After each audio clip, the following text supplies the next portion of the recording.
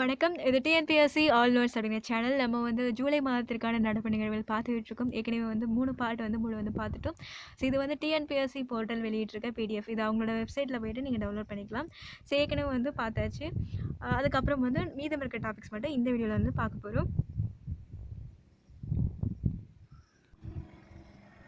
So இந்த video வந்து நான் லைன் பை லைன் ரீட் பண்ண தான் போகிறேன். உங்களுக்கு பிடிக்கலன்னா இந்த வீடியோ வந்து நீங்கள் இது பண்ணிடுங்க, பார்க்க வேணாம். ஸோ வந்து படிக்கிறதுக்கு சோம்பேறித்தனமாக இருக்குது அப்படிங்கிறவங்க மட்டும் இந்த வீடியோவை பாருங்கள். முழுவதும் புதுப்பிக்கத்தக்க ஆற்றலினால் இயங்கும் உலகின் முதல் பெரிய வேதிப்பொருள் தொழிற்சாலை அப்படிங்கிற ஒரு பெருமை ஸ்பெயின் நாட்டில் இருக்க சாபிக் அப்படிங்கிற ஒரு நிறுவனம் வந்து வாங்கியிருக்கு. என்ன சொல்லியிருக்காங்கன்னா, முழுவதும் வந்து புதுப்பிக்கத்தக்க ஆற்றலால் மட்டும் இயங்கக்கூடிய உலகத்தோட முதல் மிகப்பெரிய வேதிப்பொருள் தொழிற்சாலை அப்படிங்கிற ஒரு பெருமை வந்து ஸ்பெயின் நாட்டில் இருக்க சாபிக் அப்படிங்கிற ஒரு நிறுவனத்துக்கு கிடைச்சிருக்கு. அடுத்தது பாயம்பர் இ ஆஷம்.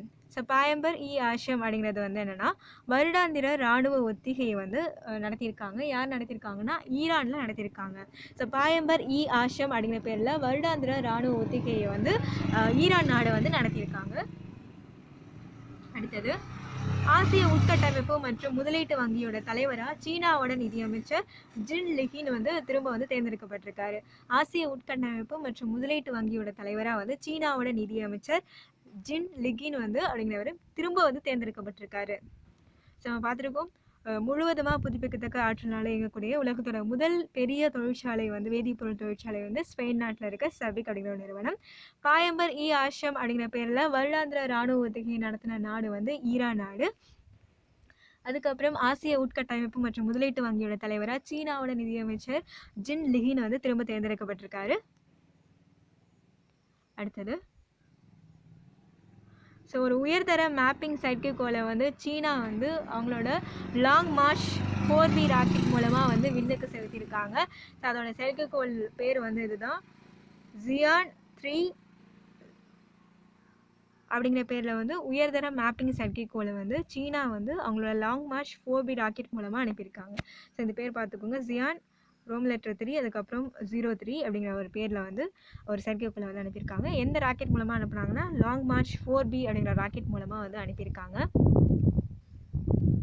அடுத்தது குரோஷியா நாட்டோட புதிய பிரதமராக ஆண்ட்ரெச் பிலன்கோவிச் அப்படிங்கிறவர் தேர்ந்தெடுக்கப்பட்டிருக்காரு. ஸோ குரோஷியா அப்படிங்கிற ஒரு நாட்டோட ஒரு புதிய பிரதமராக ஆண்ட்ரெச் பிலன்கோவிச் அப்படிங்கிறவர் தேர்ந்தெடுக்கப்பட்டிருக்காரு. குரோஷியாவோட தலைநகரம் வந்து ஷாக்ரெப், நாணயம் வந்து குரோஷியன் குனா. குரோஷியாவோட தலைநகரம் வந்து ஷாக்ரெப், இதோட நாணயம் வந்து குரோஷியன் குனா. இதோட புதிய அதிபராக வந்து தேர்ந்தெடுக்கப்பட்டிருக்கவர் ஆண்ட்ரெச் பிலன்கோவிக் அப்படிங்கிறவர் தேர்ந்தெடுக்கப்பட்டிருக்காரு. அடுத்தது துனிசியா நாட்டோட புதிய பிரதமராக வந்து ஹிச்சம் மெசிசி அப்படிங்கிறவர் நியமிக்கப்பட்டிருக்காரு. ஸோ துனிசியா அப்படிங்கிற ஒரு நாட்டோட ஒரு புதிய பிரதமராக வந்து ஹிச்சம் மெசிசி அப்படிங்கிறவரை வந்து நியமிக்கப்பட்டிருக்காரு. துனிசியா நாட்டோட தலைநகரம் வந்து துனிஷ், நாணயம் வந்து துனிஷியன் தினார். துனிசியா நாட்டோட தலைநகரம் வந்து துனிஷ், நாணயம் வந்து துனிசியன் தினார் அப்படிங்கிறது தெரிஞ்சுக்கோங்க. ஸோ அதோட புதிய பிரதமர் யாருன்னா ஹிச்சம் மெசிசி அப்படிங்கிறவர் நியமிக்கப்பட்டிருக்காரு. அடுத்தது பார்க்கலாம். டினாவென் 1 என்ற பெயரில் செவ்வாய் கிரக ஆய்வுக்கான முதல் சுயாதீன ஆளில்லா விமானத்தை சீனா தனது லாங் மார்ச் 5 ராக்கெட் மூலம் வெற்றிகரமாக வந்து அனுப்பி வச்சிருக்காங்க. இது என்னன்னா, செவ்வாய் கிரக ஆராய்ச்சிக்கான ஒரு ஆளில்லா விண்கலத்தை வந்து சீனா வந்து அவங்களோட லாங் மார்ச் 5 ராக்கெட் மூலமாக வந்து அனுப்பி வச்சிருக்காங்க. அதோட பேர் வந்து டினாவென் 1 அப்படிங்கிறது அதோட பேர். இந்த விண்கலம் வந்து பிப்ரவரி 2021 மாதத்தில் செவ்வாய் கிரகத்தை எட்டும் அப்படின்னு சொல்லிட்டு எதிர்பார்க்கப்படுது. அங்கே வந்து 90 நாளுக்கு கிரகத்தை ஆராயறதுக்கு ஒரு ரோவரை இறக்கி வந்து ஆய்வு பண்ண போகுது. அதோட பேர் பார்த்துக்கோங்க, டினாவென் 1. ஸோ இது யார் அனுப்புனாங்கன்னா, சீனா அனுப்புகிறாங்க. லாங் மார்ச் 5 ராக்கெட் மூலமாக அனுப்பியிருக்காங்க. இது வந்து செவ்வாய் கிரகத்திற்கான ஆய்வுக்காக அனுப்பப்படுற ஒரு விண்கலம் டினாவென் 1.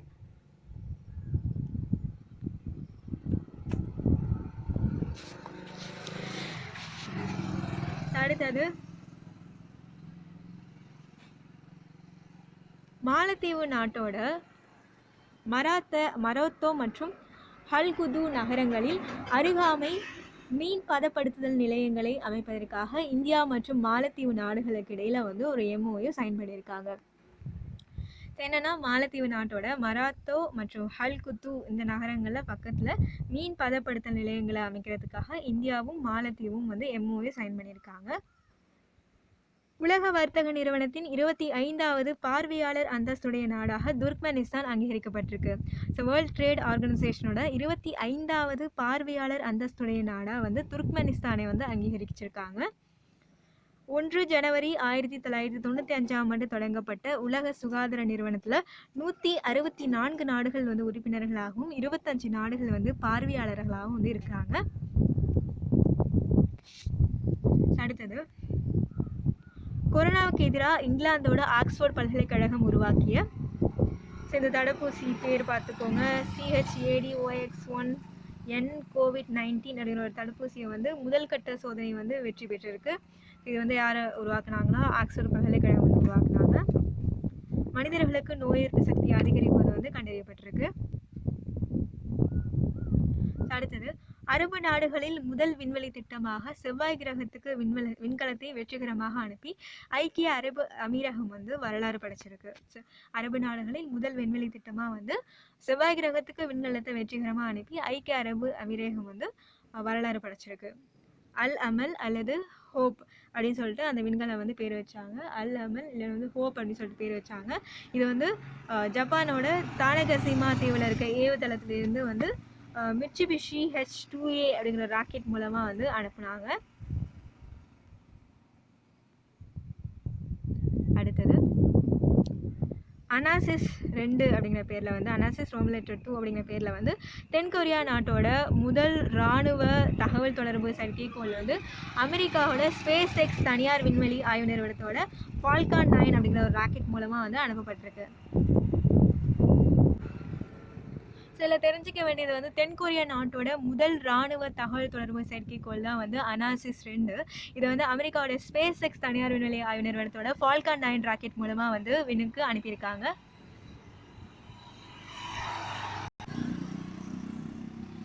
சீனா ஆராய்ந்து தயாரிக்கிற கரோனா தடுப்பூசி வந்து உலகளாவிய பொது பொருளாக வழங்கப்படும் அப்படின்னு சொல்லிட்டு 73வது உலக சுகாதார அமைப்போட மாநாட்டில் சீன அரசு தலைவர் ஷி ஜின்பிங் அப்படிங்கிற ஒரு வாக்குறுதி கொடுத்துருக்காரு. சீனா ஆராய்ந்து தயாரிக்கிற கரோனா தடுப்பூசி வந்து உலகளாவிய பொது பொருளாகவே கொடுத்துருவோம் அப்படின்னு சொல்லிட்டு வாக்குறுதி கொடுத்துருக்காங்க. ஐக்கிய நாடுகளவையோட 75வது ஆண்டு தினம் 21 செப்டம்பர் 2020 அன்றைக்கு நாம் விரும்பும் எதிர்காலம் நமக்கு தேவையான ஐநா பன்முகத்தன்மைக்கான எங்கள் கூட்டு உறுதிப்பாட்டை மீண்டும் உறுதிப்படுத்தல் எனும் மைய கருத்தோடு அனுசரிக்கப்படுது. ஐக்கிய நாடுகளவையோட 75வது ஆண்டு தினம் இது வந்து 21 செப்டம்பர் 2020 அன்னைக்கு வந்து ஒரு மைய கருத்தோடு அனுசரிக்கப்படுது. என்ன மைய கருத்துனா, நாம் விரும்பும் எதிர்காலம் நமக்கு தேவையான ஐநா பன்முகத்தன்மைக்காக எங்கள் கூட்டு உறுதிப்பாட்டை மீண்டும் உரிமைப்படுத்துதல் அப்படிங்கிற ஒரு மைய கருத்தோடு அனுசரிக்கப்படுது. அடுத்தது, சர்வதேச ஊடக சுதந்திர விருதுகள் 2020. வங்காளதேசத்தை சேர்ந்த ஷாகுதில் ஆலம், ஈரானை சேர்ந்த முகமது மொஷித், நைஜீரியாவை சேர்ந்த தாபோ ஓலாருனியாமி, ரஷ்யாவை சேர்ந்த ஸ்வெட்லானா அப்படிங்கிறவங்க இவங்களுக்கு கொடுத்துருக்காங்க. என்னென்னா சர்வதேச ஊடக சுதந்திர விருதுகள் வந்து கொடுத்துருக்காங்க. யாருக்கெல்லாம்? வங்காளதேசத்தில் இருக்க ஷாஹிதுல் ஆலம், ஈரானை சேர்ந்த முகமது மொஷித், நைஜீரியாவை சேர்ந்த தாபா ஓலாருனியாமி, ரஷ்யாவை சேர்ந்த ஸ்வெட்லானா இவங்களுக்கு கொடுத்துருக்காங்க. அது மட்டும் இல்லாமல் கிவன் எஃபெல்ஸ் ஊடக சுதந்திர விருது வந்து அமல் க்ளூனே அப்படிங்கிற லெபனான் நாட்டை சேர்ந்த வழக்கறிஞர்களுக்கு கொடுக்கப்பட்டிருக்கு. கிவன் எஃபெல்ஸ் ஊடக சுதந்திர விருது வந்து அமல் க்ளூனே அப்படிங்கிற லெபனான் நாட்டை சேர்ந்த வழக்கறிஞர்களுக்கு கொடுக்கப்பட்டிருக்கு. அமெரிக்காவோட நியூயார்க்கை தலைமையிடமாக வச்சிருக்க கமிட்டி டு ப்ரொடெக்ட் ஜேர்னலிஸ்ட் அப்படிங்கிற ஒரு அமைப்பால் இந்த விருது வந்து வழங்கப்படுது. அடுத்தது, சுரினாம் நாட்டோட அதிபராக இந்தியாவை பூர்வீகமாக வச்சிருக்க சாட் சந்தோகி அப்படிங்கிறவர் தேர்ந்தெடுக்கப்பட்டிருக்காரு. சுரினாம் அப்படிங்கிற ஒரு நாட்டோட அதிபராக இந்தியாவை பூர்வீகமாக வச்சிருக்க சாட் சந்தோகி அப்படிங்கிறவர் தேர்ந்தெடுக்கப்பட்டிருக்காரு. தென் அமெரிக்க கண்டத்தில் இருக்க சுரினாமோட தலைநகரம் வந்து பரமாரிப்போ, நாணயம் வந்து சுரினாம் டாலர். இதோட அதிபராக வந்து இந்தியாவை பூர்வீகமாக வச்சிருக்க சாட் சந்தோகி அப்படிங்கிறவரை தேர்ந்தெடுக்கப்பட்டிருக்காரு. இதோட தலைநகரம் பரமாரிப்போ, நாணயம் வந்து சுரினாம் டாலர். அடுத்தது, CHAdOX1N COVID-19. CHAdOX ஒன் என்கோவ்-19 அப்படிங்கிற பேரில் கோவிட்-19 நோய்க்கான தடுப்பூசி ஒன்று இங்கிலாந்து நாட்டோட ஆக்ஸ்ஃபோர்ட் பல்கலைக்கழகத்தோட ஜெனரல் இன்ஸ்டிடியூட் வந்து உருவாக்கியிருக்கு. இது ஏற்கனவே வந்து பார்த்தோம்.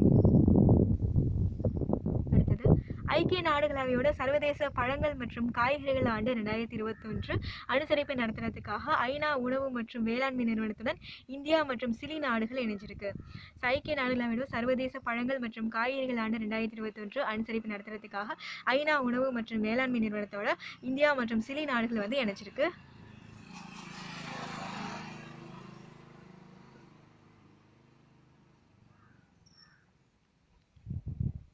அடுத்தது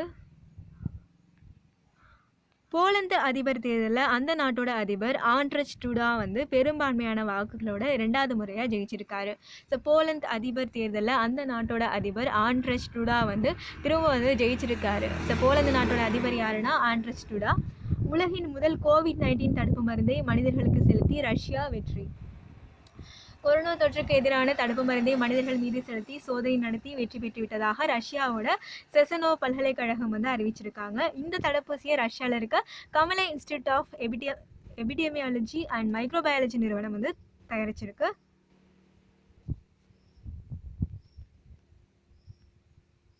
அடுத்தது கோவிட்-19 நோய் பரவலால் உலகளவில் ஏற்பட்டிருக்க தயார் நிலை மற்றும் எதிர்கொள்ளல் குறித்து ஆராய்வதற்காக ஹெலன் எலிசபெத் கிளார்க் வந்து இவர் வந்து முன்னாள் நியூசிலாந்து பிரதமர் Helen Elizabeth Clark அப்படிங்கிறவரும் Ellan Johnson சிர்லிஃப் இவர் வந்து முன்னாள் லிபேரிய தலைவர். இவங்க தலைமையில் ஒரு குழுவை வந்து உலக சுகாதார அமைப்பு வந்து அமைச்சிருக்கு. எதுக்காக கோவிட்-19 நோய் பரவலால் உலக அளவில் எப்படி வந்து தயார் பண்ணியிருக்காங்க, எப்படி வந்து அதை எதிர்கொண்டிருக்காங்க, இதை பற்றி ஒரு ரிசர்ச்சுக்கு வந்து 2 பேரை அவங்க 2 பேரை தலைமையாக வச்சு ஒரு குழுவை வந்து உலக சுகாதார அமைப்பு வந்து உருவாக்கியிருக்காங்க. யாருன்னு பார்த்துக்கோங்க. ஹெலன் எலிசபெத் கிளார்க் இவர் வந்து முன்னாள் நியூசிலாந்து பிரதமர். எல்லன் ஜான்சன் சிர்லிஃப் இவர் வந்து முன்னாள் லிபேரிய அதிபர். அடுத்தது சிங்கப்பூரில் நடைபெற்ற பொது தேர்தலில் பிரதமர் லீயின் ஆளும் கட்சியான மக்கள் செயல் கட்சியை திரும்ப வந்து ஆட்சியை கைப்பற்றியிருக்கு. சிங்கப்பூரில் நடந்த பொது தேர்தலில் பிரதமர் லீயோட ஆளும் கட்சியான மக்கள் செயல் கட்சியை திரும்ப வந்து ஆட்சியை வந்து கைப்பற்றியிருக்கு. 1965ஆம் ஆண்டு முதல் சிங்கப்பூரில் நடைபெற்ற அனைத்து பொது தேர்தல்களிலும் வந்து மக்கள் செயல் கட்சியை வந்து தொடர்ந்து ஜெயிச்சுட்டு வருது. இது ஆப்ரேஷன் நரிவேட்டை. இது என்னன்னா ஆப்ரேஷன் நரிவேட்டை அப்படின்னு சொல்லிட்டு என்னன்னு பார்க்கலாம். இதில் வந்து ரகசிய உளவு நடவடிக்கை மூலமாக வெளிநாட்டில் வசிக்கிற சீனர்களை குறிவைத்து அவங்கள கட்டாயமாக நாடு திரும்புறதுக்கு வலியுறுத்துறதுக்கான திட்டத்தை சீனா தொடங்கி இருக்கிறதா அமெரிக்க உளவு அமைப்பான FBI வந்து சொல்லியிருக்கு. வெளிநாடுகளில் வசித்து வர அரசோட கொள்கைகளை எதிர்க்கிற சீனர்கள், விமர்சகர்கள், அதுக்கப்புறம் மனித உரிமை செயற்பாட்டாளர்கள் இவங்க மேலே வந்து குறி வச்சு இதை மாதிரி வந்து பண்ணுறாங்க அப்படின்னு சொல்லிட்டு அமெரிக்க உளவு அமைப்பு வந்து சொல்லியிருக்கு. ஆப்ரேஷன் நரிவேட்டை அப்படின்னு சொல்லிட்டு அவங்க சீனா வந்து இது மாதிரி பண்ணுறாங்க அப்படின்னு சொல்லிட்டு அமெரிக்கா வந்து சொல்லியிருக்கு. தட்டம்மை நோயை முற்றிலுமாக ஒழித்துள்ள முதல் தென்கிழக்கு ஆசிய நாடுகளாக மாலத்தீவு மற்றும் இலங்கை நாடுகள் உலக சுகாதார அமைப்பால் அறிவிக்கப்பட்டிருக்கு. தட்டம்மை நோயை வந்து முற்றிலுமாக ஒழிச்சிருக்க முதல் தென்கிழக்கு ஆசிய நாடுகளாக வந்து 2 நாடுகளை வந்து உலக சுகாதார அமைப்பு சொல்லியிருக்கு. ஒன்று வந்து மாலத்தீவு, இன்னொன்று வந்து இலங்கை. இந்த 2 நாடுகளையும் வந்து அனௌன்ஸ் பண்ணியிருக்காங்க. தென்கிழக்கு ஆசிய பிராந்தியத்தில் தட்டம்மையை முற்றிலுமாக ஒழிப்பதற்கான இலக்கு 2023 ஆண்டாக வந்து நிர்ணயிக்கப்பட்டிருக்கு. அடுத்தது நிலக்கரி மற்றும் அணு ஆற்றல் மூலம் மின்னாற்றல் தயாரிக்கும் ஆலைகளை முழுவதுமாக மூடுவதற்கு முடிவெடுத்திருக்க முதல் வளர்ந்த நாடு அப்படிங்கிற பெருமையை வந்து ஜெர்மனி கிடைச்சிருக்கு. நிலக்கரி மற்றும் அணு ஆற்றல் மூலமாக மின்னாற்றல் தயாரிக்கிற ஆலைகளை முழுசுமாக மூடுறதுக்கு முடிவெடுத்திருக்க முதல் வளர்ந்த நாடு அப்படிங்கிற பெருமை வந்து ஜெர்மனிக்கு கிடைச்சிருக்கு. ஜெர்மனி அரசு வர 2030ஆம் ஆண்டுக்குள்ள நிலக்கரி மற்றும் அணு ஆற்றல் மூலமாக மின்சாரம் தயாரிக்கிறத முற்றிலுமாக ஒழிச்சிடுறதுக்கு முடிவெடுத்திருக்கு.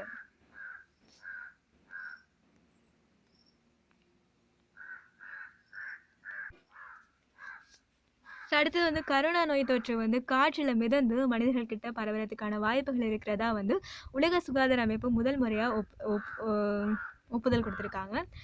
இருமல், தும்மல் இதனால மட்டும்தான் வந்து கொரோனா வந்து பரவிட்டு வரதா வந்து சொல்லிட்டு இருந்த அந்த அமைப்பு வந்து முதல் முறையாக அவங்களோட நிலைப்பாட்டை மாற்றிக்கிட்டு காற்றுல மிதந்து கூட வந்து மனிதர்கள்கிட்ட பரவுறதுக்கான வாய்ப்புகள் இருக்கிறதா வந்து உலக சுகாதார அமைப்பு வந்து சொல்லியிருக்காங்க. அடுத்தது OPEC-16 அப்படிங்கிற ஒரு புதிய உளவு செயற்கைக்கோளை இஸ்ரேல் நாடு ஷாவிட் ராக்கெட் மூலம் வெற்றிகரமாக விண்ணில் ஏவியிருக்கு, விண்ணில் செலுத்தியிருக்கு. OPEC-16 அப்படிங்கிறது ஒரு உளவு செயற்கைக்கோள். இதை வந்து இஸ்ரேல் நாடு அனுப்பியிருக்காங்க. ஷாவிட் அப்படிங்கிற ஒரு ராக்கெட் மூலமாக அனுப்பியிருக்காங்க. அடுத்தது, உலக சுகாதார அமைப்பிலிருந்து அமெரிக்கா விலகுவதாக அதிபர் ட்ரம்ப் வந்து அவங்களோட நிர்வாகம் வந்து அதிகாரப்பூர்வமாக வந்து அறிவிச்சிருக்கு. ஸோ இது தொடர்பாக வந்து ஐநாவோட பொதுச் செயலர் ஆண்டோனியோ குட்ரஸுக்கு அமெரிக்கா அனுப்பின கடிதத்தில் உலக சுகாதார அமைப்பிலிருந்து அமெரிக்கா விலகிக்கிறதா வந்து அறிவிச்சிருக்கு. ஐநாவோட நடைமுறைப்படி 2021ஆம் ஆண்டு ஜூலை 6ஆம் தேதி தான் வெளியேற்றப்பட்ட நடைமுறை அதிகாரப்பூர்வமாக வந்து அமலுக்கு வரும். 2021 ஜூலை 6ஆம் தேதி தான் வந்து அந்த நடைமுறை அதிகாரப்பூர்வமாக அது அமலுக்கு வரும். அதுக்கப்புறம் இந்தியாவை தொடர்ந்து ஹாங்காங்கிலும் டிக்டாக் செயலியோட பயன்பாட்டுக்கு தடை விதிக்கப்பட்டிருக்கு. அமெரிக்காவில் மூளையை தின்னும் அமீபா நோய். அமெரிக்காவோட ஃப்ளோரிடா மாகாணத்தில் நெக்லேரியா பவுலேரி அப்படிங்கிற ஒரு மிக நுண்ணிய அமீபாவால் ஒருத்தர் பாதிக்கப்பட்டிருக்காரு. நெக்லேரியா பவுலேரி அப்படிங்கிற ஒரு அமீபாவால் பாதிக்கப்பட்டிருக்காரு. இவர் மூக்கு வழியாக தண்ணீர் மூலம் உடலில் நுழையும் இந்த அமீபா மூளையில் தொற்றினை உண்டாக்கினால் உயிரிழப்பு ஏற்படும் வாய்ப்பு தான் அதிகம்னு சொல்லியிருக்காங்க. ஸோ தண்ணி மூலமாக உடலுக்குள்ளே போகிற இந்த அமீபா வந்து மூளையில் தொற்றை உருவாக்குனுச்சுன்னா இறந்துருவோம் அப்படிங்கிற மாதிரி சொல்லியிருக்காங்க. அமெரிக்காவில் மூளையை தின்ற அமீபா நோய் வந்து கண்டறியப்பட்டிருக்கு. அந்த அமீபாவோட பேர் வந்து நெக்லேரியா பவுலேரி. அடுத்தது, பிரான்ஸ் நாட்டின் பிரதமர் எட்வர்ட் பிலிப் தனது பதவியை ராஜினாமா செய்ததை தொடர்ந்து புதிய பிரதமராக ஜீன் ஹாஸ்டக்ஸ் தேர்வு செய்யப்பட்டிருக்காரு. ஸோ பிரான்ஸ் நாட்டோட பிரதமர் வந்து எட்வர்ட் பிலிப், இவர் வந்து தன்னோட பதவியை ராஜினாமா செஞ்சிருக்காரு. அதுக்கான புதிய பிரதமராக வந்து ஜீன் ஹாஸ்டக்ஸ் அப்படிங்கிறவர் தேர்வு செய்யப்பட்டிருக்காரு. பிரான்ஸ் அதிபர் வந்து இம்மானுவேல் மெக்ரான். ஆஸ்திரேலியாவில் 8500 ஆண்டுகளுக்கு முன்னாடி தண்ணீருக்கு அடியில் பழங்குடிகள் வாழ்ந்த இடம் வந்து கண்டுபிடிக்கப்பட்டிருக்கு.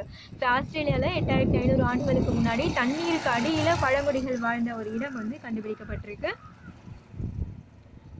2021ஆம் ஆண்டு நடைபெற இருக்க உலக உணவு கூடுகைக்கு அறிவியல் ஆராய்ச்சியாளர்கள் குழுவோட உறுப்பினர்களாக இந்தியாவை பூர்வீகமாக வச்சிருக்க உமாலெலி ரத்தன்லால் இவங்க வந்து ஐநாவோட பொதுச் செயலர் ஆண்டோனியோ குட்ரஸால் அறிவிக்கப்பட்டிருக்காங்க. ஸோ 2021 உலக உணவு கூடுகை நடக்க போகுது. இதில் வந்து அறிவியல் ஆராய்ச்சியாளர்களோட குழுவோட உறுப்பினர்களாக 2 பேரை வந்து சொல்லியிருக்காங்க. ஒருத்தங்க வந்து இந்தியாவை பூர்வீகமாக வச்சிருக்க உமாலெலி அப்படிங்கிறவங்களும் ரத்தன்லால் அப்படிங்கிறவங்களும். ஸோ இவங்க 2 பேரையும் வந்து அனௌன்ஸ் பண்ணியிருக்காங்க. அடுத்தது, கார்னேஜ் ஒத்துழைப்பு அமைப்போட 2020ஆம் ஆண்டில் உலகத்தோட மிகச்சிறந்த புலம்பெயர்ந்தோர் விருது வந்து இந்தியாவை பூர்வீகமாக கொண்ட புலிட்சர் விருது பெற்ற எழுத்தாளர் சித்தார்த்தா முகர்ஜி மற்றும் ஹார்வர்ட் பல்கலைக்கழக பொருளாதார பேராசிரியர் ராஜ் செட்டி இவங்க உட்பட 38 பேருக்கு வந்து கொடுத்துருக்காங்க. என்ன விருதுன்னு பார்த்துக்கோங்க.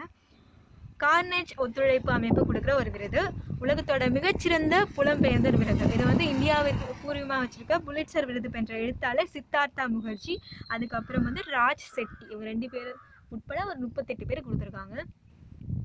அடுத்தது, நாஃப்டா 2.0. இது என்னன்னா, north America free trade agreement தான் நாஃப்டா அப்படிங்கிறது. இந்த பேரில் அமெரிக்கா, மெக்சிகோ, கனடா இந்த நாடுகளுக்கு இடையில புதிய வர்த்தக ஒப்பந்தம் வந்து 1 ஜூலை 2020 முதல் அமலுக்கு வந்திருக்கு.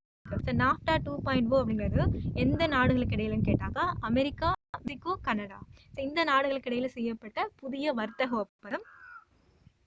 அடுத்தது, ஐநா வறுமை ஒழிப்பிற்கான கூட்டமைப்பை ஐக்கிய நாடுகள் பொது சபையோட 74வது அவையோட தலைவர் திவானி முகமது பாண்டே வந்து தொடங்கி வச்சாரு.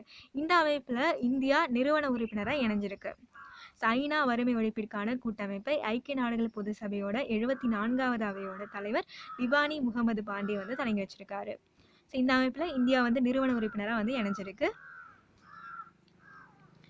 2006ஆம் ஆண்டு முதல் 2016ஆம் ஆண்டு இந்தியாவில் 271 மில்லியனுக்கும் அதிகமான மக்கள் வறுமையிலிருந்து மீட்கப்பட்டுள்ளதாக ஐநா வளர்ச்சி திட்டம் வந்து அறிவிச்சிருக்கு.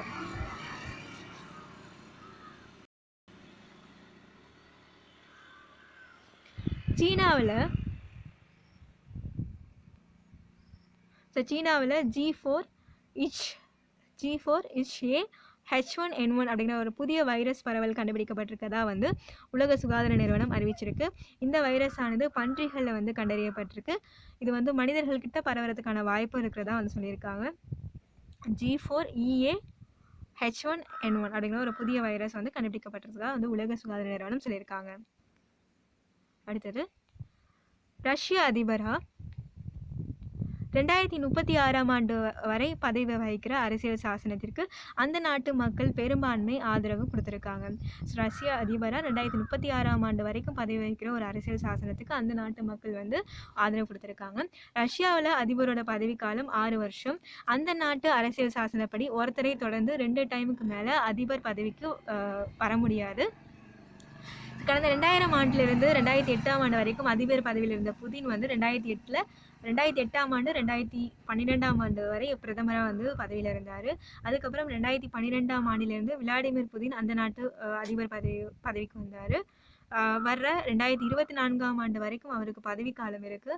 ஸோ இப்போ அவரோட பதவிக்காலத்தை மேலும் 2 முறை, அதாவது 2036ஆம் ஆண்டு வரை நீட்டிக்கிறது அப்படின்னு சொல்லிட்டு அரசியலமைப்பில் மாற்றம் செய்கிறதுக்கு திட்டம் போட்டு பாராளுமன்றத்திலையும் நிறைவேற்றியிருக்காங்க. ஸோ ஒன்றும் கிடையாது, அங்கே வந்து ரஷ்ய அதிபர் வந்து இன்னும் ஒரு 2036 வரைக்கும் இருக்கிறதுக்கு ஒரு அரசியல் சாசனத்துக்கு அந்த நாட்டு மக்கள் வந்து ஆதரவு கொடுத்துருக்காங்க. ஸோ இதை தெரிஞ்சுக்கிட்டா போதும். ஸோ அடுத்த வீடியோவில் சந்திக்கலாம். நன்றி.